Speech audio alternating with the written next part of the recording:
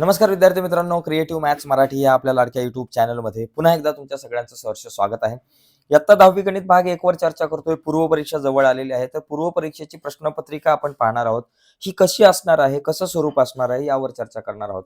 बघा मित्रांनो, पूर्व परीक्षेचं स्वरूप जे आहे प्रश्नपत्रिकांचं, ते सगळ्या विषयांचं बोर्डाच्या प्रश्नपत्रिकांच्या स्वरूपासारखंच असतं. त्यामुळे आपल्याला बोर्डाच्या प्रश्नपत्रिकांचा सराव करणं सुद्धा खूप महत्त्वाचं आहे. ज्या विद्यार्थ्याला पूर्व परीक्षेमध्ये चांगले गुण मिळवायचे आहेत, त्यांनी बोर्डाच्या प्रश्नपत्रिकांचा सराव करणं खूप गरजेचं आहे. आता बोर्डाच्या सगळ्या प्रश्नपत्रिकांच्या PDF फाईल हव्या असतील तर या व्हिडिओच्या खाली डिस्क्रिप्शनमध्ये मी क्वेश्चन पेपरची लिंक दिली आहे. त्या लिंकवर क्लिक करून सगळ्या PDF फाईल तुम्ही डाउनलोड करू शकताय. त्याचबरोबर मित्रांनो, तुम्ही नोट्स सुद्धा डाउनलोड करू शकता. नोट्सची लिंक सुद्धा व्हिडिओच्या खाली डिस्क्रिप्शनमध्ये आहे. तर आता आपण गणित भाग 1 ची प्रश्नपत्रिका पाहणार आहोत. बघा, गणित भाग 1 मध्ये जवळपास 5 एकूण प्रश्न असतात. पहिला जो प्रश्न आहे त्या पहिल्या प्रश्नामध्ये अ आणि ब, ए आणि बी असे दोन उपप्रश्न असतात. त्याच्यातला पहिल्यातला ए जर तुम्ही बघितला तर ए हा मल्टिपल चॉईस असतो, म्हणजे बहुपर्यायी प्रश्न असतो, ज्याच्यामध्ये एक प्रश्न आणि त्या प्रश्नाचे 4 ऑप्शन्स असतात.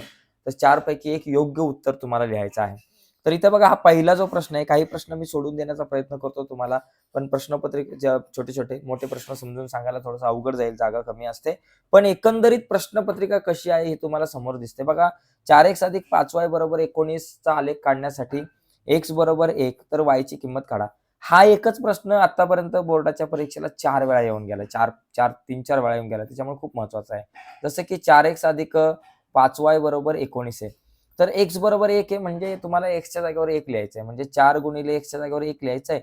अधिक 5y आपल्या जागेवर बरोबर 19 आपल्या जागेवर. 4 गुणिले 1 4 अधिक 5y आपल्या जागेवर 19 आपल्या जागेवर. आता 5y आपल्या जागेवर 19 आपल्या जागेवर 4 अधिक पलीकडे गेले वजा 4 झाले. मग 5y बरोबर 19 4 गेले 15, म्हणजे y बरोबर 15 आपल्या जागेवर. हे 5 गुणिले इकडे आले भागिले 5, y बरोबर 5 त्रिक 15. म्हणजे 3 उत्तर तुमच्याकडे आलं पाहिजे, जे बी ऑप्शन मध्ये. तर अशा प्रकारे मित्रांनो, हा जो पहिला जो प्रश्न आहे तो खूप सोपा असतो आणि या पद्धतीचा प्रश्न आपल्याला बोर्डाच्या परीक्षेला येऊ शकतो. आता आपण पुढचे काही प्रश्न बघूया. तर जास्तीत जास्त प्रश्न आपण आज पाहण्याचा प्रयत्न करू, परंतु ही संपूर्ण प्रश्नपत्रिका जी आहे ती तुम्हाला नीट समजून सांगायचा प्रयत्न करणार आहे. त्यामुळे सगळी व्हिडिओ बघा. बघा, पहिल्या 10 नैसर्गिक संख्यांची बेरीज काढा. तुम्हाला SCN चं सूत्र तुम्हाला वापरायचं आहे. जसं की n/2 कंसात 2a अधिक n वजा 1 गुणिले d. किंवा पहिल्या 10 संख्यांची बेरीज तुम्हाला डायरेक्ट येत असेल 55 तर तुम्ही डायरेक्ट लिहू शकताय पहिल्या 10 नैसर्गिक संख्यांची बेरीज. यस 10 काढायचंय म्हणून 10 संख्यांची बेरीज म्हणून 10 आहे. n च्या जागेवर 10 लिहा भागिले 2 कंसात 2 गुणिले a ची किंमत काय असते बाबा? नैसर्गिक संख्या असतात 1 2 3 4 अशा प्रकारे. तर a ची किंमत म्हणजे पहिलं पद तुमच्याकडे एकच आहे, अधिक n वजा 1. n किती? 10 वजा 1 एकच आहे, गुणिले d ची किंमत पण इथं एकच असणार आहे, कारण साधारण फरक सगळीकडे 1 आहे. आता बे 1 बे, बे 5 10 झाले, कंसामध्ये 2 1 2 झाले, अधिक 10 तून 1 गेला 9 झाला, गुणिले 1. बघा, आता 5 गुणिले बघा 2 अधिक 9 1 9 11 झाले. 5 गुणिले 11 तुमच्याकडे 55. तर इथे तुम्हाला 55 उत्तर लिहिता आलं पाहिजे. त्याच्यानंतर पुढीलपैकी कोणते वर्ग समीकरण आहे? आता तुम्ही बी बघा, x ने या कंसाला गुणा, x गुणिले x x चा वर्ग अधिक x गुणिले 5 5x आणि बरोबर 2. तर हे वर्ग समीकरण आहे. बी ऑप्शन करेक्ट आहे. हे तर नाहीये, हे पण नाहीये. तुम्ही जर सगळीकडे x वर्गने गुणलं, इथे x वर्ग दिसतोय, तुम्हाला वाटेल की बाबा हे वर्ग समीकरण आहे. तर हे वर्ग समीकरण या ठिकाणी नाहीये, कारण सगळीकडे जर x वर्गने गुणलं तर इथे x चा घन येईल. आणि हे पण नाहीये, कारण इथं समीकरणच नाहीये, इथं बरोबरचं चिन्ह वगैरे काय दिलं नाही, त्याच्यामुळे हे समीकरणच नाहीये. हे आपण या ठिकाणी समजून घेऊ शकतो. ठीक आहे. आता आपण थोडंसं पुढे जाऊयात. जीएसटी मध्ये एकूण किती अंकाक्षरे असतात? तर जीएसटी मध्ये एकूण 15 अंकाक्षरे असतात. हा प्रश्न 2-3 वेळा येऊन गेला बोर्डाच्या परीक्षेला. यावर्षी जर तुम्ही विचार केला तर जीएसटीची सुरुवात कधीपासून झाली? तर 1 जुलै 2017 पासून जीएसटीची सुरुवात झाली. या प्रश्नाचं उत्तर सुद्धा तुम्ही जरा समजून घ्या, लक्षात घ्या. या प्रकारचा प्रश्न सुद्धा तुम्हाला पूर्व परीक्षा किंवा बोर्डाच्या परीक्षेला येऊ शकतो. प्रश्न पहिल्यातला जो बी आहे तो सुद्धा मित्रांनो खूप सोपा असतो. तर याच्यामध्ये तुम्हाला चांगले मार्क मिळू शकतात. याच्यामध्ये सुद्धा तुम्हाला 4 पैकी 4 मार्क मिळू शकतात. तर बघा, जसं की इथं विचारलंय की x व ही चले असलेल्या एक सामायिक समीकरणासाठी dx 25 dy 40 d बरोबर 5 तर x ची किंमत किती? x ची किंमत काढायचं सूत्र असतं dx भागिले d. dx किती आहे बाबा? 25 आहे आणि d 5 आहे. मग 25 भागिले 5 केलं तर 5 5 25 येते, उत्तर येते 5. एकदम सोपं आहे. आता बघा दुसरा प्रश्न. पुढील अंकगणिती श्रेणीसाठी पहिले पद व सामान्य फरक काढा. पहिले पद म्हणजे पहिल्या नंबरला कोण आहे? तो a बरोबर किती? 127. डी म्हणजे साधारण फरक, 135 मधून 127 गेले 8, 143 मधून 135 गेले 8, 151 मधून 143 गेले 8, म्हणजे डी बरोबर किती 8, म्हणजे साधारण फरक 8 आणि पहिले पद तुमच्याकडे येतं 127. तर सोपा प्रश्न असतो. आता इथे बघा तिसरा प्रश्न, एक फासा टाकला असता मिळणारा नमुना अवकाश. आता नमुना अवकाश लक्षात घ्या मित्रांनो, एक फासा टाकला असता तुम्हाला विचारलं जाईल, एक नाणे टाकले असता विचारलं जाईल, 2 नाणी टाकले असतात, 3 नाणी फेकले असतात, त्याचबरोबर 2 फासे फेकले असता, नमुना अवकाश लिहा. अशा प्रकारे नमुना अवकाश लिहायला तुम्हाला प्रश्न खूप सारे विचारले जाऊ शकतात. तर इथे नमुना अवकाश काय आहे बाबा, एक फासा फेकल्यावर आपल्याला काय मिळतं, एस बरोबर 1 ते 6 आकडे मिळतात, जसं की 1, 2, 3, 4, 5 आणि 6 हा झाला नमुना अवकाश. आणि नंबर ऑफ एस बरोबर किती 6. तर इतका सोपा हा प्रश्न आहे. ओके. त्याच्यानंतर इथे बघा हा प्रश्न पुस्तकामध्ये नाहीये, पण तुम्हाला प्रश्न परीक्षेमध्ये विचारला जाऊ शकतो. जसं की summation F I X I बरोबर 128, समेशन एफ आय बरोबर 100. तर डी बार काढा. डी बार म्हणजे मध्य. Summation F I X I भागिले summation F I, sorry D bar मध्य नाहीये, तर डी बारची किंमत. तर इथं डी बारच्या ऐवजी तर ऍक्च्युली ना एक्स बार पाहिजे, चुकून डी बार झालं. इथं एक्स बारची किंमत आपल्याला पाहिजे, चुकून डी बार झाले, जरा तेवढं तुम्ही दुरुस्त करा. ओके. तर इथे बघा एफ आय एक्स आय किती बाबा तुम्हाला दिलं 108 आणि भागिले समेशन एफ आय किती 100.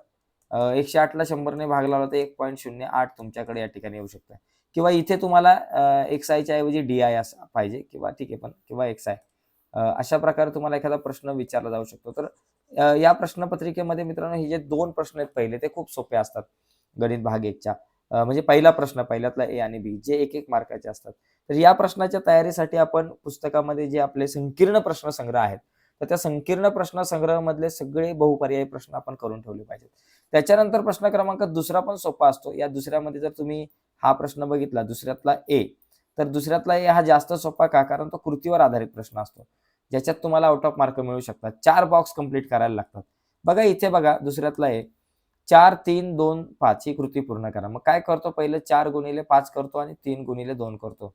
तर इथे जरा थोडासा उलटा विषय झालेला आहे मित्रांनो, लक्षात घ्या. इथे ऍक्च्युली आहे ना याच्यामध्ये इथं 3च्या ऐवजी ना इथे 4 पाहिजेत आणि आपल्याला इथे 3 पाहिजेत. ओके. जरा थोडंसं करेक्शन करा, प्रश्नपत्रिकेमध्ये करेक्शन आहे. इथे 4 पाहिजेत, इथे 3 पाहिजेत. ओके. आणि इथे आपल्याला 6 पाहिजेत. एवढे सारा बदल करा. चला. आता इथे 4 गुणिले काय 5 असतं, म्हणजे इथे 5 पाहिजे, वजा 3 गुणिले 2 असतं, 3 आहे तर इथं 2 पाहिजे. 4 पंचे 20 आणि 3 दुणे 6, 20तून 6 गेले 14. असं या प्रश्नाचं उत्तर आपण लिहू शकतो. ठीक आहे. पुढे बघा, पुढचा एक प्रश्न आपल्याकडे या ठिकाणी आहे की 5m वर्ग. आता हा या प्रकारचा प्रश्न पण खूप वेळा विचारला जातो परीक्षेला. आकडे बदलतात पण प्रश्न तोच राहतो. जसं की 5m वर्ग अधिक 2m अधिक k बरोबर 0. या वर्ग समीकरणाचे एक मूळ वजा 7/5 असेल तर k ची किंमत काढा. आता एक मूळ वजा 7/5 म्हणजे तुम्हाला x च्या जागेवर काय लिहायचंय, वजा 7/5. जसं की इथं लिहिलंय 5m वर्ग अधिक 2m अधिक k बरोबर 0. या वर्ग समीकरणाचे एक मूळ वजा 7/5 आहे. मग m बरोबर, इथं x नाही तर इथं m आहे, m बरोबर काय लिहायचं, वजा 7/5 वरील समीकरणात ठेवू. मग 5 गुणिले 7/5 आहेत का 7/5 आहेत इथं. 5 गुणिले 7 इथं 5 पाहिजे, चुकून 2 झाले, 5चा वर्ग अधिक 2 गुणिले इथं 7/5 आणि अधिक k. बघा 5 गुणिले 7चा वर्ग किती झाला 49. 5 गुणिले 49 आणि भागिले या 5चा वर्ग 25. आता इथे 5 एके 5, 5 25, म्हणजे मला 49/5 लिहिले पाहिजे तिथं. मग इथं लिहायचं 49 भागिले 5. आता इथे पुढे काय होईल बघा, 49/5 आणि अधिक वजा वजा होईल 14/5 अधिक k बरोबर 0. बरोबर. आता हे पूर्ण सोडून मला इथं उत्तर लिहायचं आहे. आता इथे बघा 49 मधून 14 घालवा, छेद समान आहे एकदाच लिहा आणि 49 वजा 14 अधिक k बरोबर 0. 49 मधून 14 गेले 35, 35 भागिले 5 अधिक k बरोबर 0. तर या ठिकाणी 35 भागिले 5 किती, 5 7 35, 7 अधिक k बरोबर 0. मग k बरोबर किती, अधिक 7 पलीकडे गेले वजा 7. तर अशा प्रकारे या ठिकाणी वजा 7 हे उत्तर आहे. म्हणजे असं आपल्याला ही सगळी ऍक्टिव्हिटी कंप्लीट करावी लागते. ओके. कच्चं काम कुठेतरी बाजूला करायचं आहे. आता इथं वारंवारता बहुभुज काढायला देत आपल्याला काढण्यासाठी ही बघा, वारंवारता बहुभुज काढण्यासाठी आवश्यक बिंदूंच्या निर्देशकांची सारणी तयार करण्यासाठी पुढील कृती पूर्ण करा. बघा इथं वर्ग मध्य 18 ते 19च्या मध्ये 18.5 आहे, मध्ये येणारी संख्या. 19 ते 20 मध्ये 19.5, 20 ते 19 मध्ये किती येईल बाबा 20.5, 20 ते 21 मध्ये 20 ते 21 झालं, इथं आता 21 ते 22 येतील आणि 21 ते 22 मध्ये 21.5. इथे बघा 18.5 आणि 4 आहे, मग इथं तुम्हाला काय लिहिलं पाहिजे 18.5, 4. ठीक आहे, असं लिहिलं पाहिजे. आता इथं बघा 19.5 आणि इथं 13 आहे ऑलरेडी आणि बाकी सगळं परफेक्ट आहे. तर अशा प्रकारे बघा 4च बॉक्स तुम्हाला दिले जातात. एका बरोबर बॉक्सला बरोबर उत्तराला अर्धा मार्क. आता बी जो आहे, बी प्रश्न तुम्ही बघून घ्या, तो काय मी आता सोडवून देत नाही. बी प्रश्नामध्ये एकूण 5 प्रश्न दिले जातात, 5 पैकी 4 सोडवायचे. जसं की 2 संख्यांची बेरीज 7 आहे आणि त्या 2 संख्यांमधला फरक 5 आहे, तर त्या 2 संख्या काढा. तर इथं 2 चलातील रेषीय समीकरणे यातला हा प्रश्न आहे. पुढील वर्ग समीकरण अवयव पद्धतीने सोडवा. इथे तुम्हाला 19वे पद काढा आहे. इथे तुम्हाला नमुना अवकाश आणि नमुना घटकांची संख्या लिहायची आहे. इथे तुम्हाला एक वृत्तालेख काढण्यासाठी केंद्रीय कोनाचं माप काढायचं आहे. इथे 5 पैकी तुम्हाला 4 प्रश्न सोडवायचे आहेत. त्याच्यानंतर प्रश्न क्रमांक तिसऱ्यातला ए काय असतो, हा पण कृतीवर आधारित. जसा दुसऱ्यातला बी तसा तिसऱ्यातला ए असतो. इथे तुम्हाला कृती पूर्ण करायची असते. जसं की इथे आहे बघा, एका अंकगणिती श्रेणीचे पहिले पद 5 आणि शेवटचे पद 45 आहे. तर जर त्या पदांची बेरीज 120 असेल तर ती किती पदे असतील यासाठी कृती पूर्ण करा. जसं की इथं T1 बरोबर -5 दिले आणि TN बरोबर 45, शेवटचे पद आहे म्हणजे TN बरोबर 45 आणि बेरीज जी आहे ती 120 दिलेली आहे. बघा SN बरोबर N/2 कंसात T1 अधिक TN हे सूत्र असतं. SN दिलं 120 बरोबर N/2, T1 ची किंमत -5, TN ची 45. इथं लक्षात घ्या, हे 2 भागिले इकडे गेले गुणिले, म्हणून 120 गुणिले 2 240 आलं आणि N गुणिले 45 5 गेले 40 झाले. 40 गुणिले इकडे आले भागिले, 240 भागिले 40 केलं की 4 एके 4, 4 सक 24 म्हणजे इथं N बरोबर 6 येईल. तर असा एक प्रश्न होता सोपा. हा प्रश्न पुस्तकामध्ये नाहीये, पण प्रश्न बोर्डाच्या परीक्षेला येतात या प्रकारचे बरं का. आता बघा, इथं 2 पैकी एक प्रश्न सोडवायचा असतो. आता दुसरा एक प्रश्न आहे, योग्य रीतीने पिसलेल्या 52 पत्त्यांच्या कॅटमधून एक पत्ता काढला तर तो पत्ता लाल असणे या घटनेची संभाव्यता काढण्यासाठी कृती पूर्ण करायची. बघा, यस म्हणजे नमुना अवकाश आणि नंबर ऑफ यस 52, कारण 52 पत्ते असतात एकूण, म्हणून 52 आपण लिहिलं. ए म्हणजे काढलेला पत्ता लाल असणे. आता एकूण लाल पत्ते काय असतात, 13 चौकटचे असतात, 13 बदामचे असतात. 13 आणि 13 झाले 26. पी ऑफ ए चं सूत्र काय असतं, संभाव्यता काढायचं, नंबर ऑफ ए भागिले number of S. Number of A आहे 26, 26 भागिले नंबर ऑफ एस 52. मग 26 एके 26, 26 दुने 52, संपला विषय. एकदम सोपा प्रश्न, 3 पैकी 3 मार्क, दोन्ही प्रश्न सोपे होते. पुढे बघा, इथे आपल्याला प्रश्न क्रमांक तिसऱ्यातला जो बी आहे, तिथे तुम्हाला 4 पैकी 2 प्रश्न सोडवायचे असतात. 4 असतात त्याच्यापैकी 2. इथं हा बघा आलेख येतो तुम्हाला 3 मार्काला आणि सूत्राचा उपयोग करून समीकरणे सोडवा. हा प्रश्न दरवर्षी येतो मित्रांनो, खूप इम्पॉर्टंट आहे. ओके, आणि त्याच्यानंतर इथे हा तुमचा अंकगणिती अर्थनियोजन प्रकरणातला एक प्रश्न आहे आणि इथे आपल्याला दिलंय आयतालेख काढा. आयतालेख काढा पण सोपा प्रश्न आहे. आणि यानंतर तिसऱ्यातल्या बी नंतर चौथा प्रश्न हा सगळ्यात महत्वाचा, कारण 4 मार्काचा प्रश्न आहे, सगळ्यात मोठा आहे. 3 प्रश्न दिले जातात. 3 पैकी या ठिकाणी आपल्याला 2 प्रश्न सोडवायचे असतात. बघा, पहिला प्रश्न जो आहे हा वर्ग समीकरणेमधला आहे.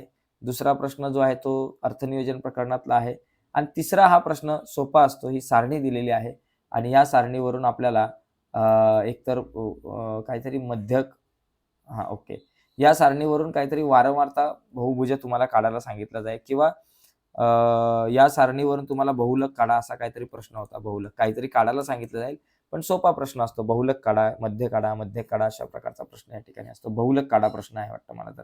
ठीक आहे, इथे बघा 5वा प्रश्न, 5वा प्रश्न जिथे तुम्हाला 2 प्रश्न दिले जातील, 2 पैकी 1 प्रश्न सोडवायचा आहे. हा एक आणि हा दुसरा आहे. दोघांपैकी एक प्रश्न आपल्याला सोडवायचा आहे. तर एकंदरीत मित्रांनो, गणित भाग 1 ची अशा प्रकारे ही प्रश्नपत्रिका असते. तुमच्या लक्षात आलं असेल की प्रश्नपत्रिका कशा प्रकारे असणार आहे. आता ही प्रश्नपत्रिका जर तुम्हाला हवी असेल आणि या प्रकारच्या जर तुम्हाला आणखी गणित भाग 1 च्या प्रश्नपत्रिका हव्या असतील आणि इतर सगळ्या विषयांच्या प्रश्नपत्रिका तुम्हाला हव्या असतील पूर्व परीक्षेच्या तयारीसाठी, तर या व्हिडिओच्या खाली डिस्क्रिप्शनमध्ये मी एक लिंक दिले, त्या लिंकवर क्लिक करून तुम्ही प्रश्नपत्रिका ज्या आहेत त्या तुम्ही डाउनलोड करू शकता. ठीक आहे, तर त्याचबरोबर नोट्सची सुद्धा लिंक व्हिडिओच्या खाली डिस्क्रिप्शनमध्ये आहे आणि आपला एक व्हॉट्सअपचा ग्रुप आहे, त्याची लिंक सुद्धा डिस्क्रिप्शनमध्ये आहे व्हिडिओच्या खाली, ती पण एकदा बघून घ्या. तर आजच्या या चर्चेमध्ये मित्रांनो इथेच थांबूयात. धन्यवाद तुम्ही संपूर्ण व्हिडिओ बघितली त्याबद्दल. नवीन असाल चॅनलवर आणि अजूनपर्यंत तुम्ही आपला यूट्यूब चॅनल सबस्क्राईब नसेल केला तर आत्ताच आपला चॅनल सबस्क्राईब करा आणि त्या बाजूला एक बेलचं बटन आहे ते सुद्धा दाबा, जेणेकरून मी अपलोड केलेल्या प्रत्येक नवीन व्हिडिओची नोटिफिकेशन तुमच्यापर्यंत पोहोचेल. धन्यवाद मित्रांनो. बाय सर्वांना.